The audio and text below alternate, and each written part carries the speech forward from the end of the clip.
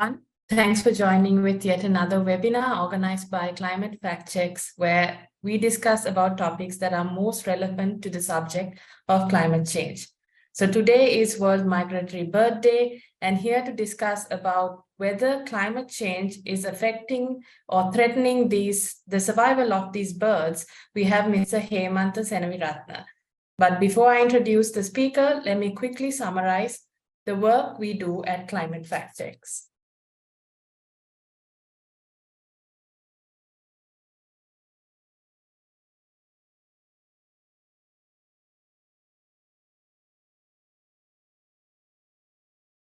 At Climate Fact Checks, our primary goal is to bring attention to facts rather than fiction in the climate change media narrative. Climate change, as we all know, is a commonly discussed topic worldwide these days, and it especially threatens people when it comes to food and water crisis, extreme weather conditions, increased prevalence of diseases, and also economic loss. And climate change is identified as one of the greatest threats to global health in the 21st century by the World Health Organization. If I talk a little bit about Climate Fact Checks, we are an independent, unbiased digital platform bringing attention to facts rather than fiction, and we try our best to debunk the misinformation regarding climate change on the internet. And we have a dedicated team of environmental journalists trained in the field of fact-checking as per the IFCN Code of Principles, working along with various climate experts, scientists around the world. We also have some in-house experts representing the Water Climate Hazard Division of Aranyak, a leading scientific industrial research and frontline environmental organization in India.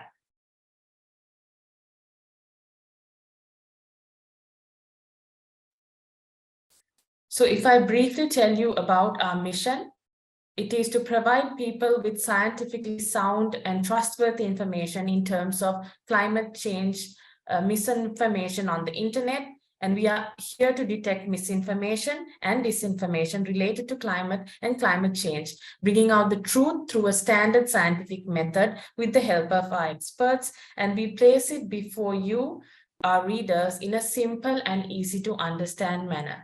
We also strive to disseminate climate change and other related information in the form of pre-banking. So through pre-banking, we hope our audiences develop mental antibodies, allowing them to detect misinformation on their own in the future. So looking a little bit at the progress we have made within the past year, so we have published 250 plus articles in the form of fact checks, feature articles, and explainers. And these articles are available in 9 different languages, accessible to the communities in India and Sri Lanka. We have also published several abstracts based on the research conducted for our fact checks at the International Conference for Climate Change, which happened this year in Sri Lanka. And as of recent, we also launched our very own user-friendly chatbot, making it that much easier for the general public to verify climate change misinformation.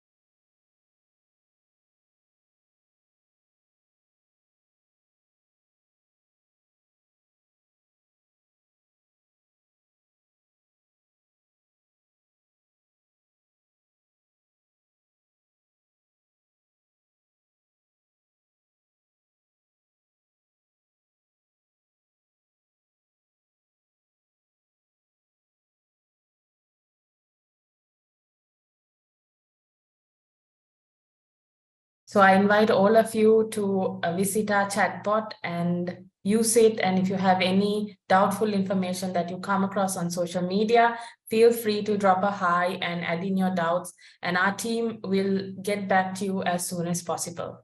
So in addition to that, we also have also produced several documentaries based on some of the most trending topics in the climate change media narrative, which you can also access on our YouTube channel and also through our Facebook and other social media pages. And these are some of the videos we have done throughout this year. So in addition to that, our latest venture right now is into creating more awareness among the public about climate change misinformation. And doing so, we have started our very own webinar series, which you are a part of today. And also we have started awareness programs on media literacy and climate change misinformation, workshops for undergraduates of Sri Lanka. And also we've started a climate change education program for school students of Sri Lanka. So if you're interested in following more of the work we do, you can stay updated on our social media pages, log into our Facebook, YouTube, Instagram, Twitter, or TikTok accounts, and you can find out what we do in the future. So now to introduce our speaker, Mr. Hemantha Senaviratna. He is a well-experienced ornithologist. He's a banker by profession, working as an assistant manager of sustainable business at the Hatton National Bank. He's also visiting lecturer at the University of Colombo on sustainable development and business, and he has several scientific publications in the field of ornithology and environmental sciences. There's much more to say, but I would prefer if Mr. Hemantha would do that, and over to you, Mr. Hemantha.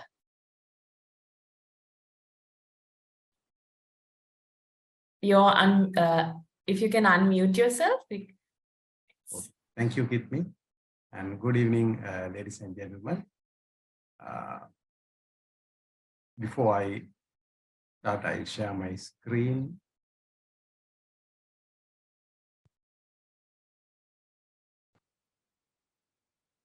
Can you see the screen? Yes, it's visible. Right. Okay. So before moving into our topic, let's do some background investigations. Now in November 2021, Sri Lanka researchers have reached a key milestone of bird migration studies in the country, as one of the GPS-tagged Hughlings gulls, nicknamed Manike, returned to Mana after completing a full migration cycle of 19,360 kilometers in 6 months. The result is an outcome of a project led by Professor Sampath Senaviratna and his team attached to the University of Colombo. This will give you an insight on numerous studies going on in our region at the moment on birds using modern technology, which will help understanding the nature and its linkages much more better in the future.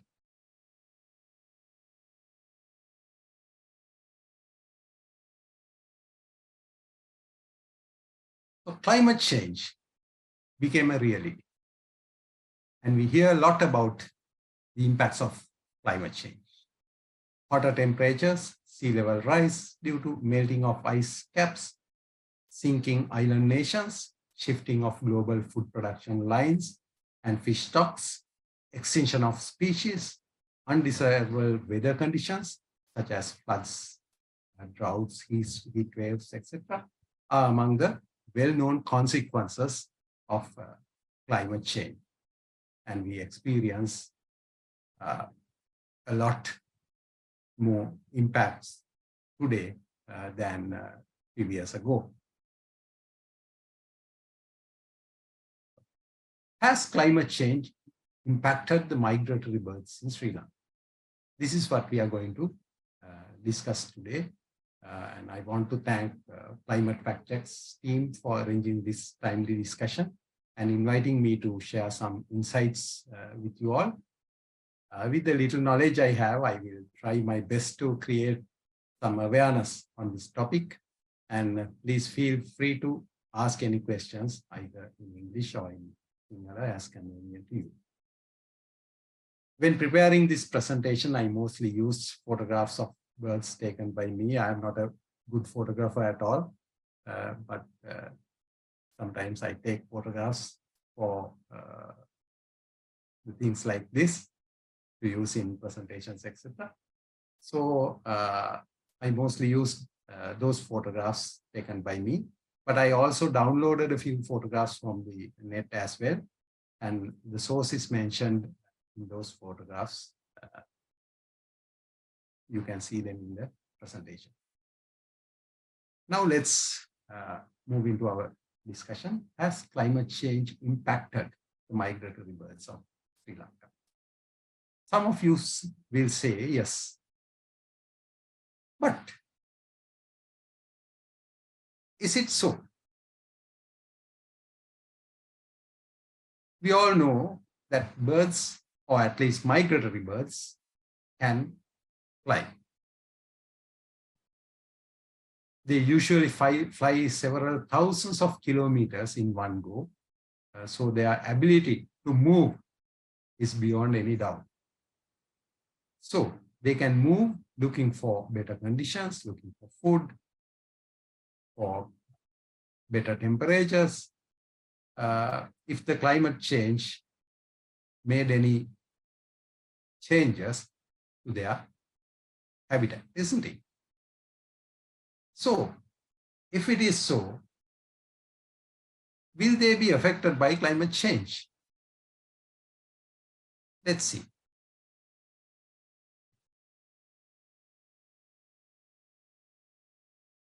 Deterioration of habitat conditions caused by climate change are interlinked with the timing of bird migration. A study led by researchers from the Cornell University demonstrates that birds can partially compensate for these changes by delaying the start of spring migration and completing the journey a bit faster. So they say that the bird, this bird you see in the screen, the American redstart, can migrate up to 43% faster to reach its breeding grounds after delaying departure from their wintering grounds in Jamaica by as much as 10 days. But increased migration speed also led to drop of more than 6% in their overall survival rate. So the strategy comes with a cost, a decline in overall survival of these birds. Tactics for speeding up migration can include flying faster and making fewer or shorter stopovers to refuel along the way. Through migrating faster, it helps compensate for delayed departures. It can't entirely make up for the lost time. In general, for a 10-day delay, individuals can recover about 60% of the lost time, but that means still arriving late on their breeding grounds. Later in this presentation, we'll discuss the consequences of arriving late or departing delayed departures of migratory birds from their wintering grounds and breeding grounds.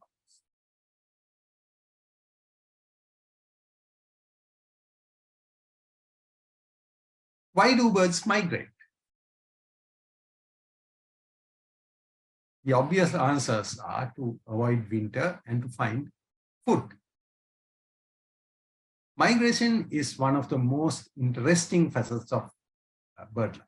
They get the ability to migrate hundreds or thousands of kilometers across geological barriers to other parts of the world in response to seasonal changes in habitat not the climate change, but seasonal changes occur in their habitats.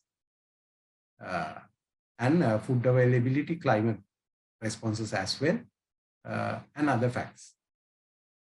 For example, there are almost 828 species of migratory birds in Asia, while in Europe, there are about 429 species. Now, we also, in Sri Lanka, we get about 500 odd species of migratory birds.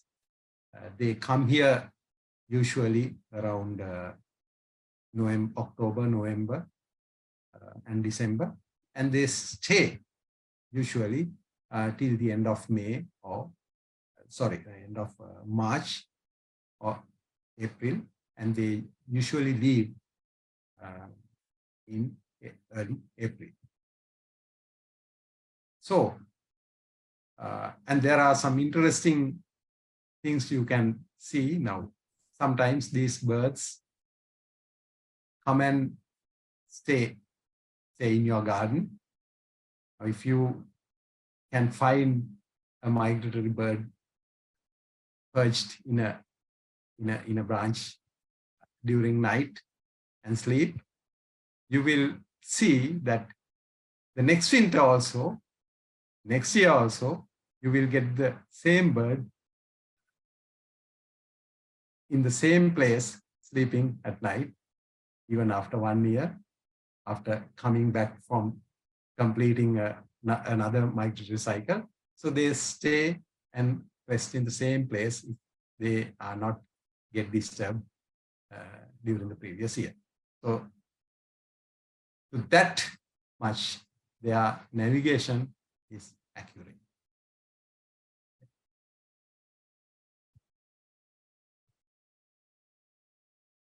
Now, these birds do not move here and there when they migrate. There are several definite migratory routes called flyways that they use, just like a pilot of an aircraft follow a definite route in the sky. A flyway, however, is a biological system consisting of entire types of migratory bird species, related communities or species, or different populations of one species that migrate annually from their breeding, from breeding areas, non-breeding areas, including stopover sites, feeding areas, as well as migrating areas. As you can see in this slide, the birds migrate to Sri Lanka and India, use the Central Asian flyway. I hope you can see my pointer. Here you can see the Central Asian flyway.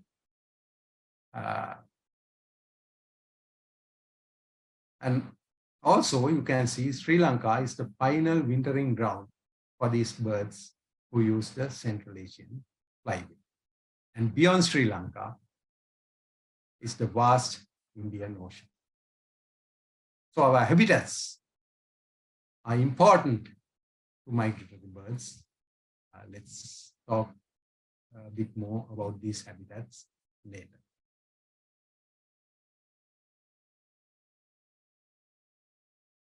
Now here you can see Garganese, a migratory duck, comes to Sri Lanka.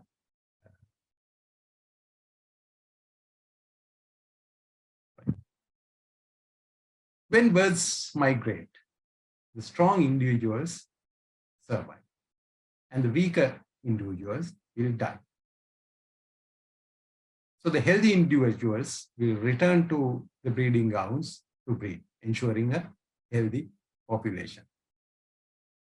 So you will understand that the process of migration offers these birds other benefits as well, like a good survivorship,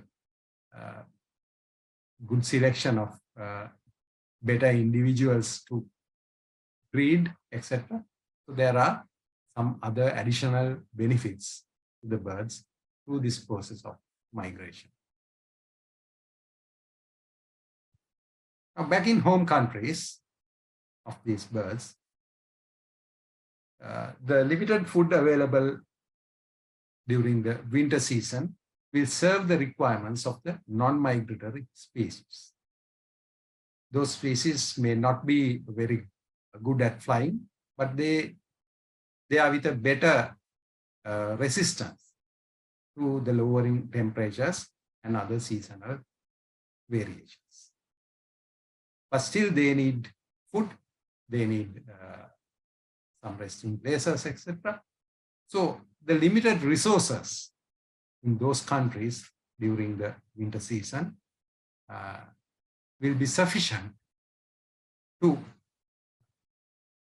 feed those resident birds in those countries, since the migratory birds will come to our countries searching for food and shelter. On the other hand, now they come here when the conditions of their countries are not very favorable. So why don't they stay with us? Why don't they stay here during throughout the year, but go back? How nice if these great flamingos come to Manna every year, if they breed here and stay in Sri Lanka. So it's a nice scenery. Even these days you can see close to 1,000 flamingos in Manna. So why do they go back? Now, if you think about it in deep, our habitats also have limited resources. Our resident birds and other creatures as well need those resources, especially in their breeding season. They need more food, they need more space. And if these migratory birds opted to stay in the country, in our countries, in the breeding season, I mean the breeding season of our birds,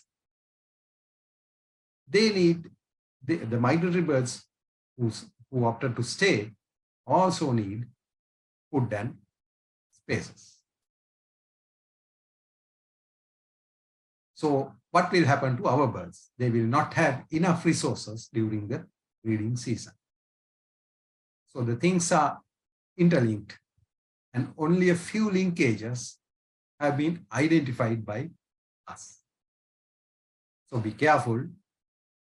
When we often underestimate the nature due to our lack of understanding.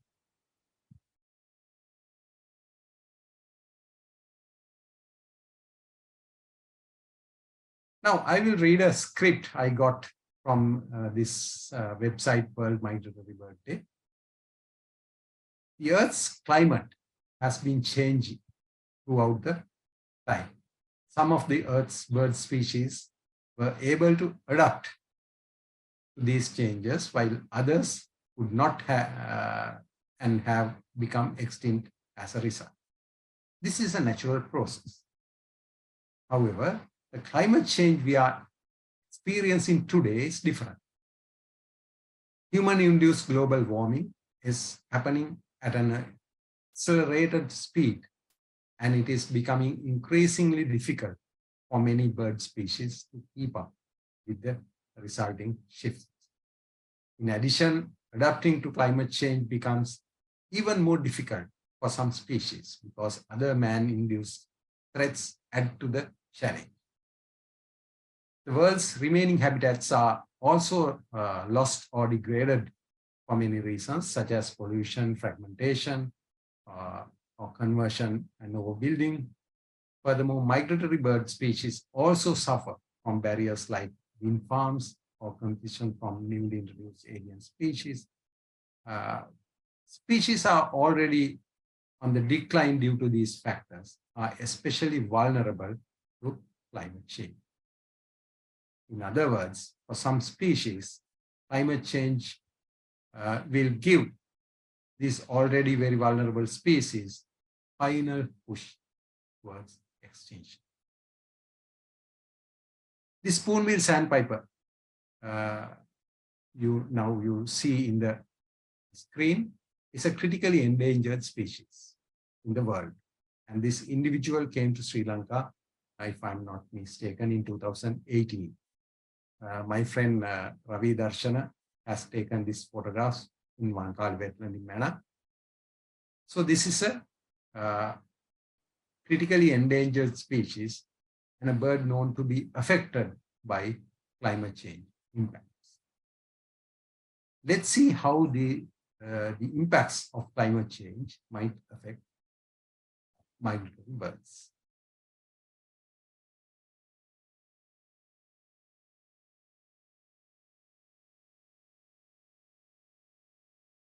This Kashmir flycatcher is a beautiful little bird that comes to the highlands of Sri Lanka during the migratory season.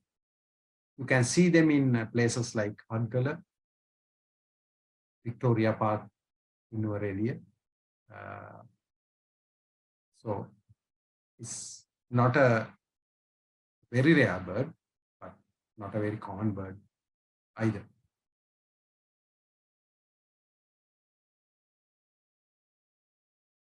On this right-hand side of your screen, you can see the distribution map of this bird. I took this map from the Merlin Bird ID app.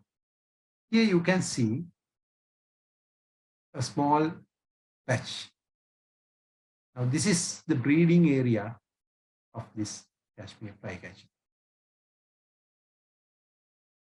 And during the winter, they fly towards the tropics, and they have selected a few locations here in Western Ghats and the highlands of Sri Lanka to winter. So they migrate every year. They breed here in Kashmir, and they migrate down here to spend the winter.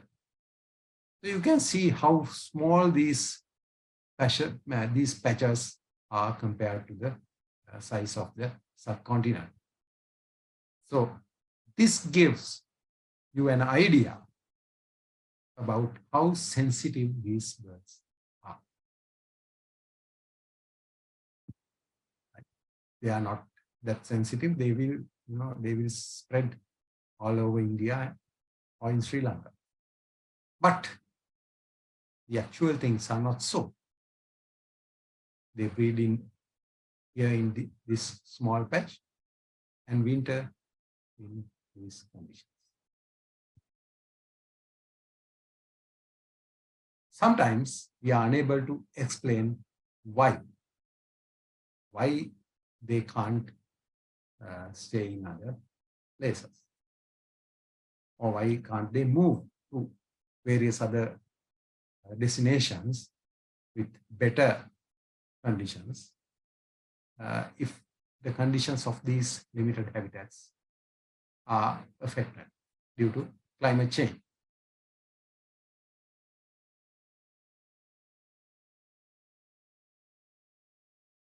For these birds to survive, or even it can be it could be, so the reason for them not to move into other places could be the unbearable temperatures, extinction of other creatures that is important for these birds to survive, like maybe some caterpillars of a species of an insects which they feed on, or even it can be a new predator species that come to their territory due to climate change. Sometimes there are species that can adapt themselves and they come to new territories. So if a new predator comes to the territory of a particular sensitive bird, that bird's survivorship might come down. So these are some common reasons why they can't move here and there. So now you know that a slight change in the environment might seriously affect a sensitive moth, insect, or a skink that provide food or other benefits to other species, sometimes for a bird, a migratory bird. As we discuss about them today. Now, this is a pied thrush, another migrant come to our highlands. And here also you can see that this bird winters only in our highlands. Here, they breed here in this area. Bigger area, larger area compared to the previous species. But the wintering ground is even smaller. They come to Sri Lanka and they only use our highlands to spend the winter.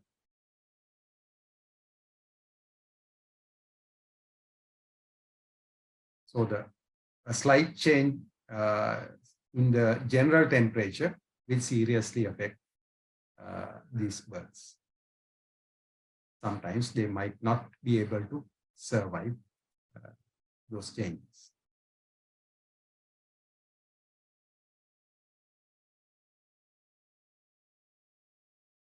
One of the main impact of climate change is loss of habitats. This is Tani Creek Flamingo Reserve in Mumbai, and there were over 1 million lesser flamingos feeding here 2 months ago. I also went there to see this beautiful scenery. So about 1 million flamingos are there, along with thousands of other smaller birds. Here also you can see a lot of other birds, but due to the size of the flamingo, these birds are not very visible here. But here you can see it's like a sheet of snow. Right?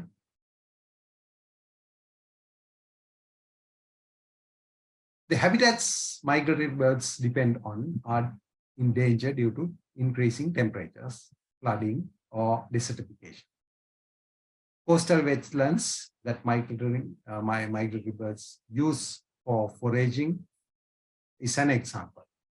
During their migration, birds rely on these areas to provide food and resting places.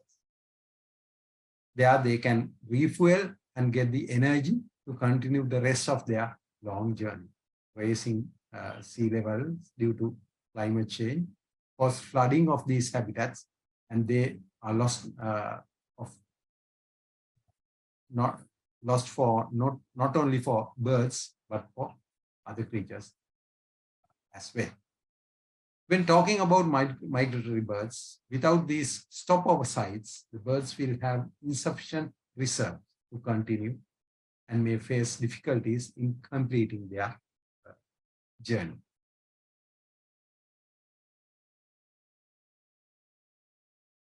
This Kentish plover is a tiny bird with a very small beak.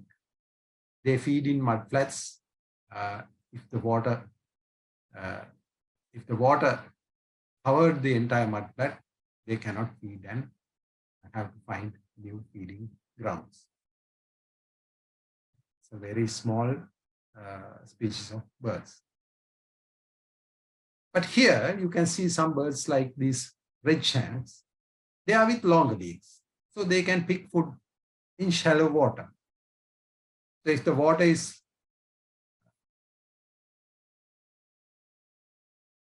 somewhat deep, they can still survive. But if it is very deep, even these birds are unable to find food.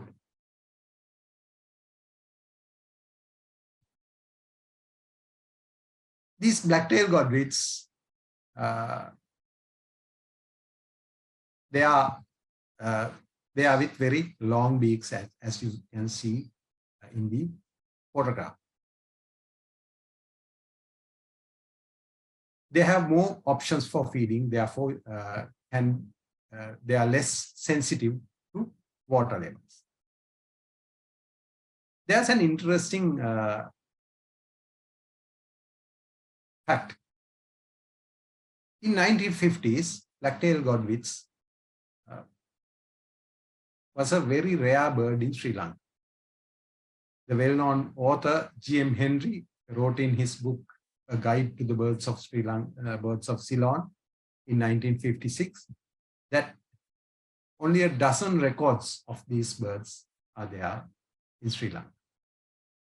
But today, we sometimes get more than 50,000 birds in one flock in habitats like Mana, Jaffna, or Boondala, Kalamatiya, and even Kiralakale in Matara.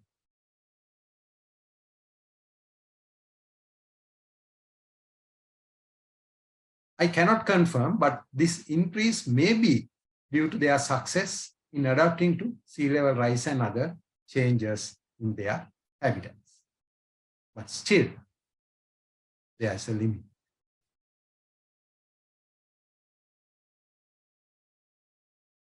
Sometimes the breeding grounds also of these birds are affected due to climate change. The Siberian tundra are used by many species of goose as breeding grounds. These habitats are with rocky bedrocks. So these bedrocks in tundra is used by these species of goose for breeding and raising their offspring. The climate change is rapidly changing its vegetation structure. The increased temperatures make the permafrost soil thaw, enabling forests to expand into this tundra. This new green carpet changes the habitat completely and make it impossible for the geese to breed. Experts predict a loss of 10 to 93% of breeding habitats areas of different Arctic goose species as a result of this forest expansion induced by climate change.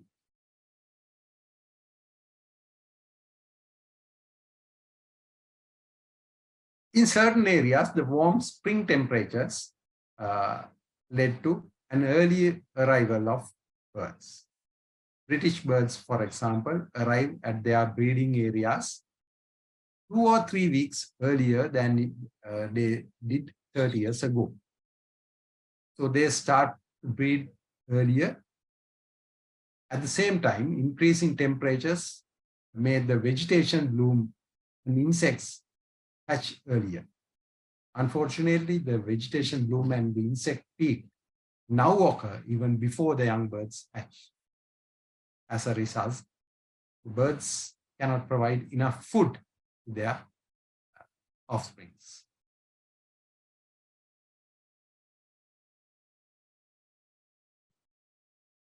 Here in this slide, you can see a great knot on your left side and a bar-tailed godwit on your right-hand side. You can see this bar-tailed godwit is with a satellite tag. I told you about satellite tag Euclid's gull in the beginning of this presentation. Now this bird is also with a satellite tag here. If you go to Mana in the migratory season, you will see both these species. According to a study, survival during the migratory season and breeding season of red knot, great knot, and bar-tailed godwit began to fall in 2011. According to the researchers, the annual loss of these species is nearly 20% in Australia. The study has been done in Australia. There's a strong relationship between the decrease of these bird species and unsuitable water levels. We already spoke about how water levels impact birds, and this is a case where unfavorable water levels contributed to decrease in populations of these bird species.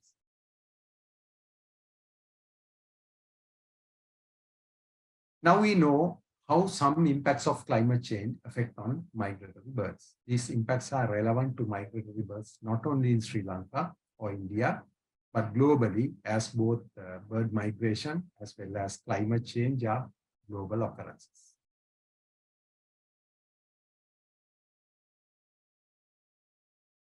Not only the impacts of climate change, but our responses to it also affect migratory birds seriously. Now, this is an example. Mana is one of the most important waterbird habitats in Sri Lanka. A portion of this wetland complex has been declared as a Ramsar site as well, due to its importance to migratory birds. Wind power, considered as a clean energy source. Due to the adverse impacts on the climate change from fossil fuel-based electricity generation, the world is now moving fast towards renewable energy, like wind energy, solar, hydropower, etc.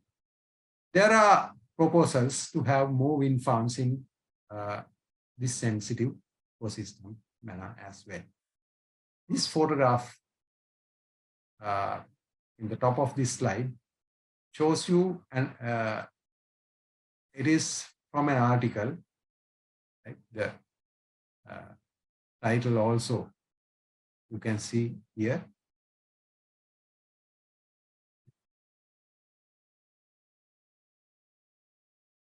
The wind farm currently in Mana is a single line of windmills like this.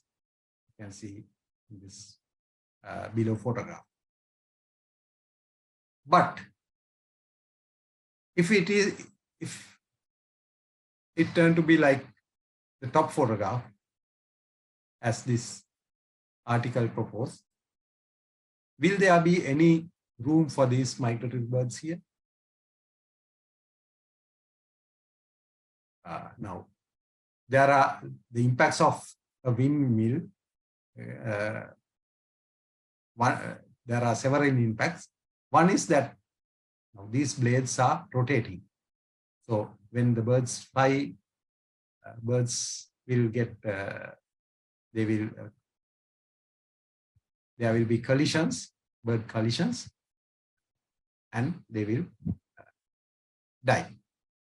On the other hand, to have these wind farms, they clear the entire ground. So there will be no insects, no the creatures, and there will be nothing for the birds to feed. Yeah. So there's a issue with the actual color of these green energy projects, whether it is actually green. So biomass is another source of renewable energy. But I have seen in Sri Lanka that people set fire to natural grasslands and then plant dendro stumps in these burnt areas for them to harvest wood later on, and they can sell these firewood to the power plants. Sometimes these are protected areas, belongs to the forest department or wildlife department, but they just set fire, and someone can go and plant the dendro stumps there in the burnt land. So if you are really keen on reducing the impacts of climate change to migratory birds, consider simplest acts such as switching off the unnecessary lights and using public transportation along with fighting for conservation of habitats and protesting against fossil fuel usage. You can add some simplest actions, day-to-day actions to the mission.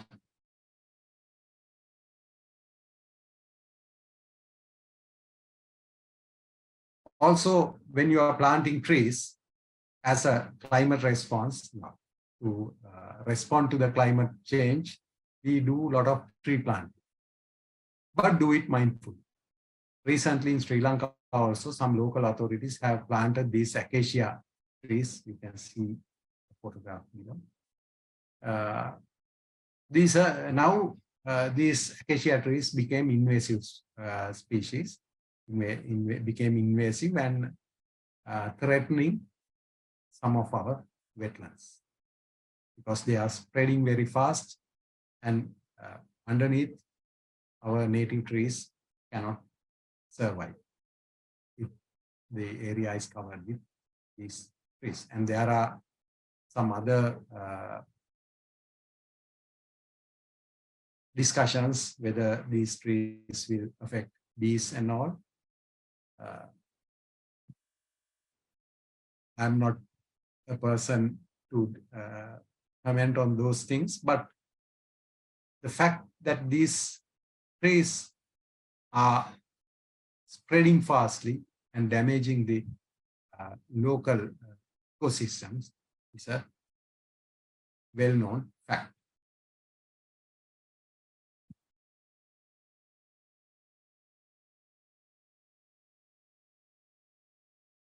And also, I have seen people sometimes plant native trees in wrong habitats. Some dry zone trees in wet zone forest areas, or vice versa. So all these things will create more trouble and more stress to our natural environment. Mudflats should remain as mudflats. Don't plant kumbuk trees in those mudflats. Although kumbuk trees will grow in those mudflats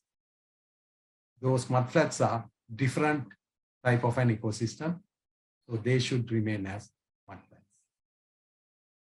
And you should not grow trees there. Likewise, sand dunes and beaches should remain as it is without covering with rocks.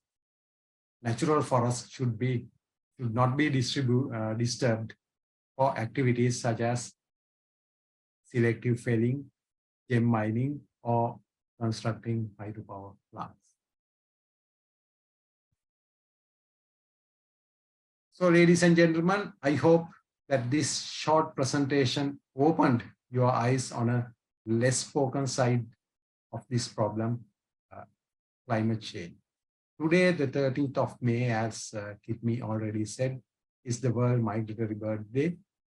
Therefore, it's timely that Climate Fact Checks organize this discussion on how climate change impacted the migratory birds in Sri Lanka.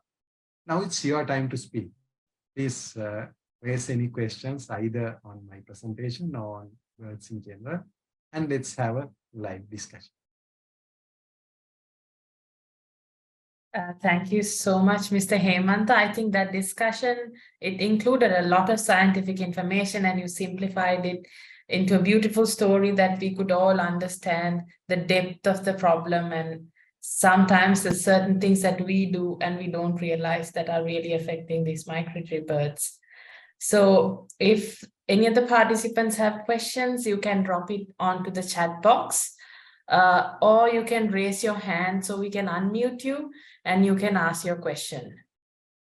So I invite all of you to participate in this discussion because that was one of the main purposes that Climate Fact Checks organize webinars like this, so we can openly discuss certain issues, environmental issues in the country with experts and come up with, innovative solutions to combat these problems.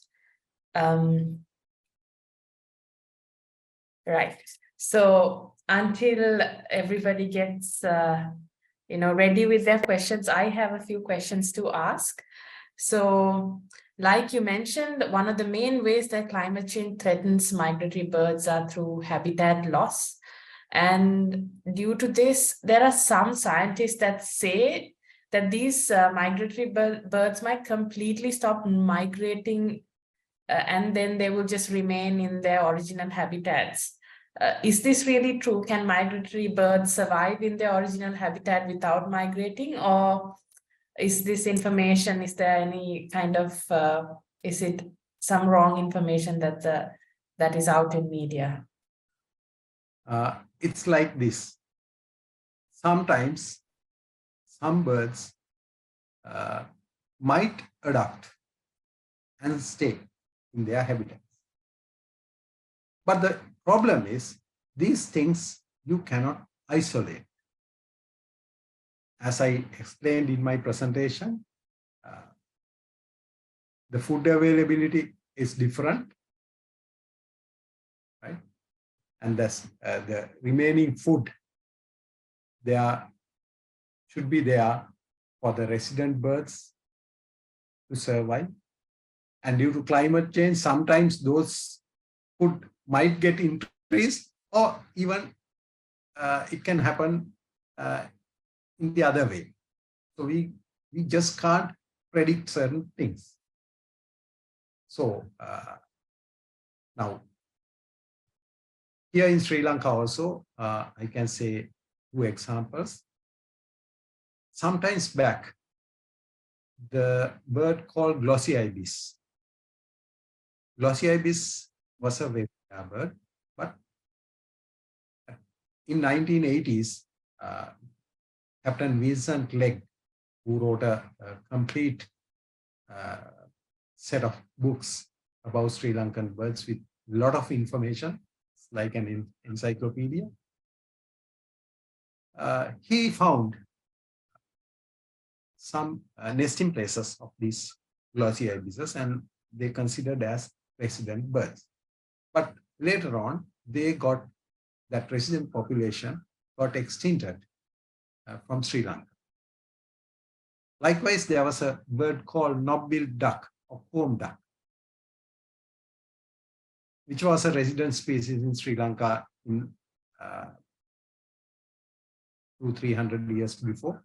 And they also got extincted from Sri Lanka, maybe due to climate change or maybe due to some other reasons. But recently,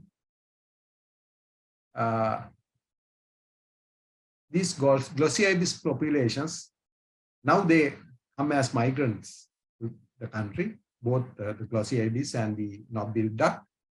Now these birds have increased tremendously. When we were small, I have been doing this water bird census since early 1990s. At that time, we only see about 7-8 glossy ibises in the island. The count is anyway less than 50. But now we can see sometimes now. Last year in Jaffna, there were about 1,000 glossy ibises. This year, this February, I counted more than 800 glossy ibises in Tangor. Now the migrant populations are getting increased. Now we can be happy about that because we are depending on tourism as well, ecotourism. So foreigners come to see our birds. We also enjoy bird watching in Sri Lanka. But the actual risk is somewhere else. Now, these birds, these big populations need food.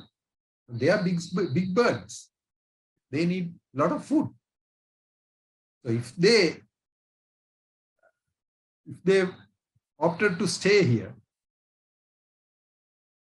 although we have enough food and good conditions year round, still our resources might not be enough for our resident birds if these birds also will stay here. So we just can't predict things because they are interconnected and interlinked. And only if, as I told you in my presentation, only a few linkages we have identified. I hope I answered the question. Yeah, I think that's very insightful that, I mean, you can't come into an assumption like that depending on the behavior of different birds, they behave differently. So you can't generalize migratory birds and say that they might stop migrating. So there's one more question. So you mentioned about renewable energy and certain things that people do that, again causes the harm to these migratory birds. So in the name of combating climate change, they put up these wind turbines and grow these trees and actions like that. And it still continues to be proposed in Sri Lanka. There were several wind turbines proposed to be built in Mannar recently, again on a migratory bird pathway. So are we not learning from our mistakes, or why does this continue to happen? And what can we do to, educate the people or even stop higher authorities from taking decisions like this?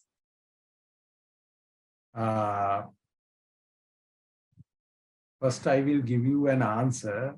I don't know how you would like it.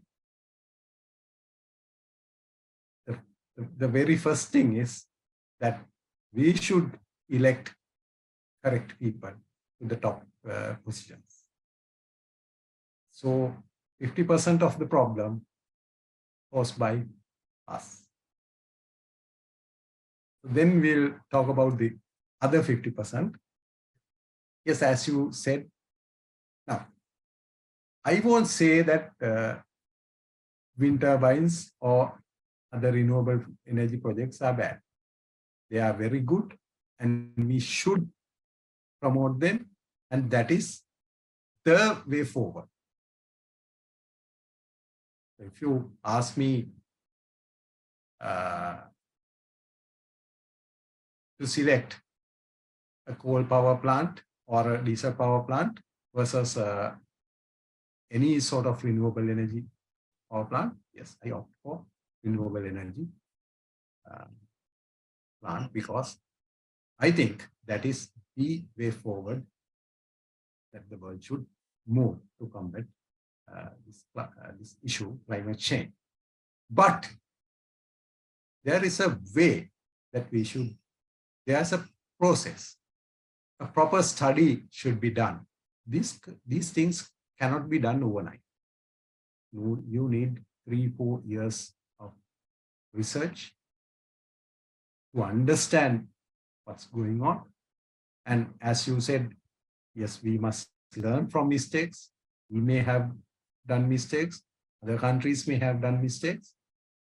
We need to learn from the mistakes and design the best project in the best place. So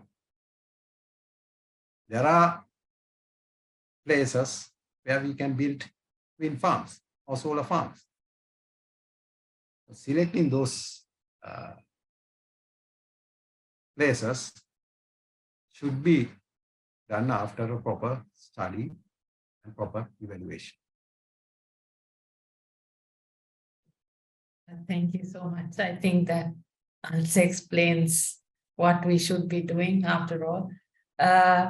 So I think, like you mentioned, you showed us several maps of how some birds they are almost pre-programmed, or maybe it's hereditary, where the paths are predetermined for them to come from certain places to another. So with this, and they're pre-programmed based on the changing seasons or the changing weather. So this has been happening for a while, and that is why they continue to come to the same location every year. But now the weather is more unpredictable, and you can't really say when it might change. So do you think migratory birds, also mentioned that they are very sensitive to the environmental conditions. So do you think these birds are capable of adapting and changing their routes, or do you think this would, eventually push them into extinction? Some birds can adapt. Now, if you look around, you see spotted doves, a very common bird, and red-vented bulbuls, the one we call kondagurulla. Now, they breed almost anywhere. They come to your lampshade and make a nest. If you have in my bookshelf also, you can see in the background, there are also sometimes spotted doves come and build nests. So they are adapting to urbanization, weather conditions, they are well adapted. At the same time, some species are getting extinct. I'll tell you another example. There's a bird called rufous woodpecker. Rufous woodpeckers build their nests in an ant nest. Now, these ants, using cow dung and other organic degrading organic material, they build a huge nests on top of trees. They build huge footballs-like nests. And these rufous woodpeckers just dig a nest hole in that ant nest, and they breed in those nests. When we were small, in our garden also, they used to come and build nests. The ants, there were enough ant nests, and rufous woodpeckers also there. I also have seen about 2 nests in my own garden. But now, rufous woodpecker is a very, very rare bird. Last year, I saw a pair in Nilgala National Park. That is after about I think 10 or 15 years, I have seen a pair. So it is so rare. So why? The main reason could be now you don't have a lot of cows around, and there are insecticides spraying will happen in agricultural lands as well as in urban areas in the name of dengue prevention. So a lot of things will affect the ant. Those things will not affect the rufous woodpecker directly, but the ant. And the decline of ant population resulted in decline of rufous woodpecker population. So that type of linkages are there. Sometimes some linkages like this we know, we already understood, but there are many that we have not yet discovered. Yes, I think it's important to consider the whole ecosystem when you try to conserve a single species. If not, you can't really succeed. So we have another question from Mr. Sanjay Andrade. And the question is there any recommendations or guidelines given to wind power projects by naturalists or any relevant experts? As an example, is there a minimum distance between 2 wind towers? And also, I will add to that question, I have heard new wind powers coming up where they have detectors, like sensory detectors, to detect movement, and then the rotations might stop for these birds to fly through. So is there any technological advancements or discoveries to allow both, both the industry and also the birds to, live in coexistence? There are technological advancements in these areas, and as you said, even for windmills, there are sensors where the windmill will stop automatically when a bird comes closer. So that type of technology is there. But for a country like Sri Lanka, sometimes implementing those technologies can be too costly. So I accept the fact that it can be too costly. So then what should we do? We need to select places with minimum impacts. You just can't do anything without creating, zero harm to nature. You can't do any project. There are numerous environmental and social impacts. But for a mega project, we definitely need to identify the project location, the technology that should be adopted, everything after scientific studies. For the distance of turbines, you just can't look at bird movements and determine the distance. There can be the things as well. So there are several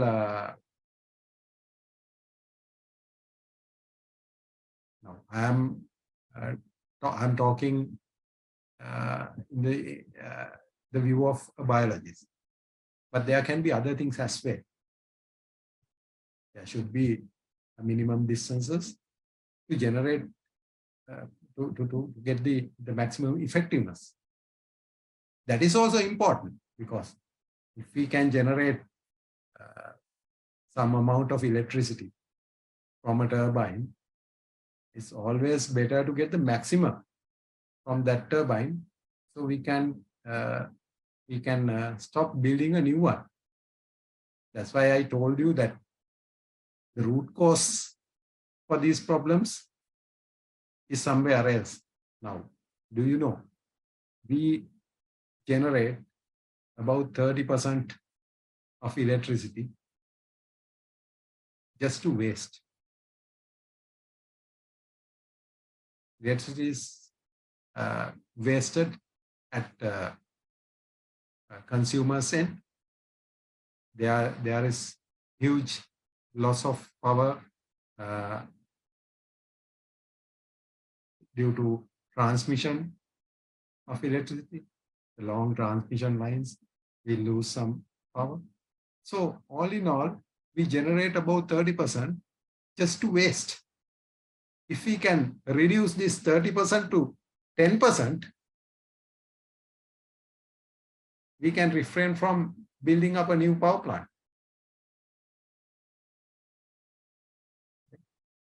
So that the root cause is somewhere else. So we all can contribute to this. There's a part a role to be played by each one of us as well. But answering to your question, yes, there are technologies. Now for the Mana wind farm also, I heard that ADB has allocated some funds to have those sensors, but I am not sure whether those sensors are already been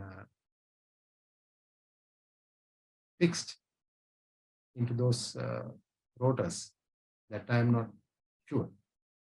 And as you said, there are proposals to establish more wind farms in Sri Lanka and in Mana as well. So studies are going on. Right? And you ask about the, not you,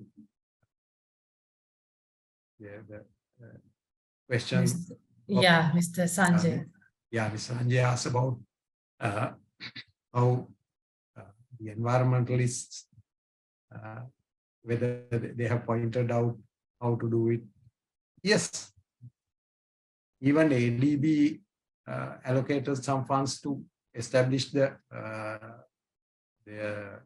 sensors, bird sensors, also due to the huge protests and proposals from the environmentalists. There are things going on, but there are certain things that beyond our control as well. As unfortunate as it is. So I think Artha Ratnayaka has a question. She has raised her hand. I will unmute her and I'll let her ask her question. And then you can go ahead, Artha. Okay, thank you. Hello, sir. So I'm Artha. So there are some birds that were migratory previously, but now are resident, right? Like spot-billed pelicans. So have any such birds switched back to being migratory because of the impact on the climate? Spot-billed pelicans were resident birds. If you are referring to the Colombo population, it's a different story. Now, spot-billed pelicans used to breed in our dry zone wetlands like Hemantha, Kalamatiya, Poondala. In those areas, they have been there as a resident species. But later on, certain pelicans was introduced to the Hivala Zoo, right? And this population started growing, and now they have established as a breeding population in Colombo. Right? Now, this spot-billed pelican is a very rare bird and a globally threatened species.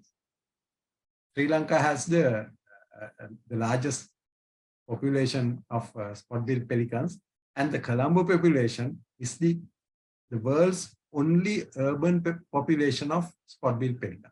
Now they are well adapted to those urbanization and the polluted conditions. You can see they breed in those trees in Vauxhall Street. So they are well adapted. So now they were anyway pelicans for resident birds. Now there are certain species now. For example, I told you about the glossy ibis. Recently,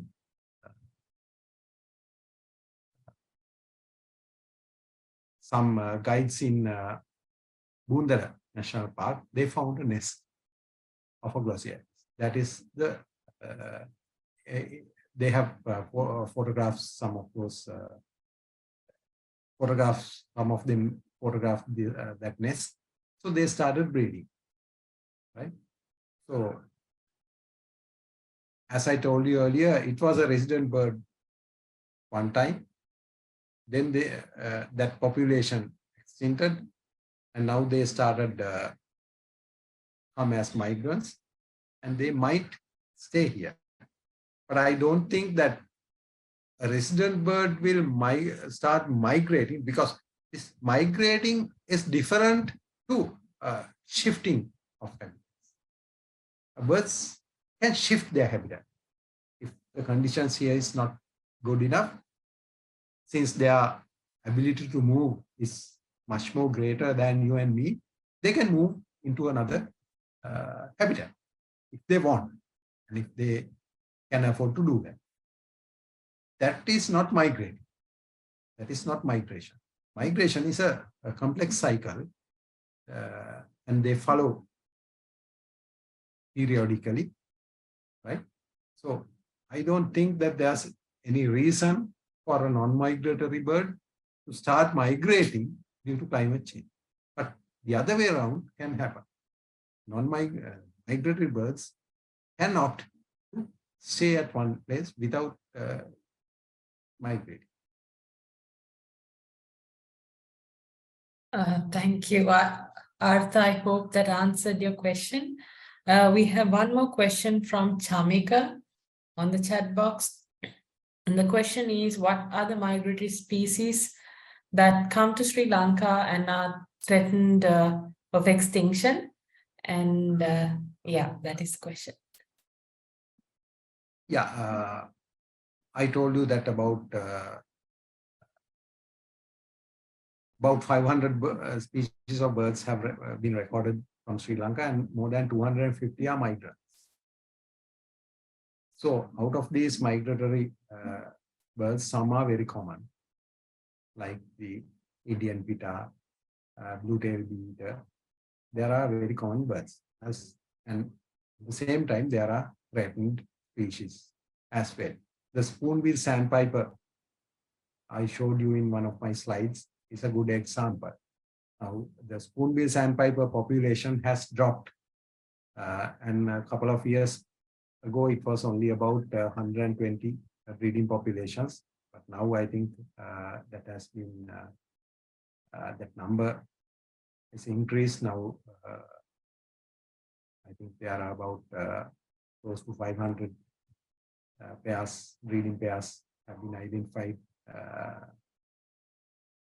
And that is as a result of conservation projects, right? Not in Sri Lanka, but in their breeding grounds and other countries. So spoonbill sandpiper, I think, is the most threatened bird that comes to Sri Lanka. But there are other birds as well. Now, I told you about the black-tailed godwit, the bar-tailed godwit, red knot, and great knot. Now, great knot is a globally threatened species. And all these three species, the red knot, great knot, and the bar-tailed godwit, are affected due to climate change. So, yes, there are affected birds, there are threatened birds as well. Now, these extremely rare birds, they maybe it's another reason, can be a natural reason that they have not been successful enough. But the climate change, as I said, can give the final push for them towards extinction. So that is the case. Yes. So I think we can have a few more questions. If anyone has questions, feel free to raise your hand or drop it in the chat box. Okay, we have one question from Dinesh Basri. So any new migratory bird species are there any new migratory birds present in Sri Lanka because of climate change? Any positive, outcomes of it? You can't say that it's a positive outcome, although we can be happy when a new migrant is recorded. There are, every year now, we have better equipment to watch birds. We have better equipment to photograph them. So as a result, every year we get one or two new species. Sometimes in some years we get one or two new species. Now last year also we got this Eurasian tree sparrow.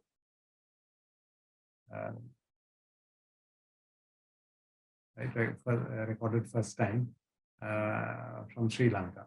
So likewise, we get birds recorded here, but you just can't say that it's a positive thing, can be a negative thing. But to understand whether it's positive or negative, we need time, right? So some species, yes, we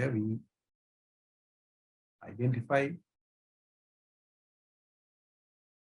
some new migratory bird species from Sri Lanka. And if I add to that question, like during which periods were most of these new migratory birds identified? The migratory season starts somewhere around August, September. It changes with the conditions sometimes. Slightly it's getting changed, not because of the climate change itself, but due to natural weather variations also. There can be certain alterations, but normally now earliest birds are the barn swallows. You get several thousand barn swallows in certain places like Matugama, Akuressa, Ratnapura. You get sometimes 300,000-400,000 birds as a single flock. So they are a bit earlier birds. Sometimes they come around August or even September. Now, Indian pitta is another common bird. They come around October. But ducks will come little later in mid-November or early December. They will come here. So that is the period that they usually come here, and they will stay for some time here until about end of March. They will stay here. Then go back to their country. So that is the period that we identify these migratory birds from Sri Lanka. Okay. So one more question from Chamika. So he wants to find out if there are any websites or organizations that where they can take population data or migratory species in Sri Lanka, specifically of those that are threatened. Now this Wetlands International is conducting the waterfowl census for the Asian region since 1982. They are conducting this census. So they publish those information. Those are global information because you just can't determine whether a species is threatened or declining by just looking at one country, especially for the migratory birds. So they have this information. Sri Lanka also, Ceylon Bird Club is doing the coordinating the waterfowl count at the moment, and in the University of Colombo has started several research activities with modern technology, using modern technology. And you may have seen today also there will be a program on the bird research in Mana. I think 7:45 tonight. So they are telecasting in Channel Live. So likewise, there are studies going on, and databases also are there. But unfortunately, sometimes these information are not accessible as desired. So that is an issue. So, but to answer your question, yes, there are organizations, and you can contact the Ceylon Bird Club to get information on Sri Lankan bird, some bird statistics. They have an eBird. There's the eBird is a platform, global platform, and there's a lot of information there, right? So people can, it's a citizen science program. You can discover a lot of information on distribution of birds.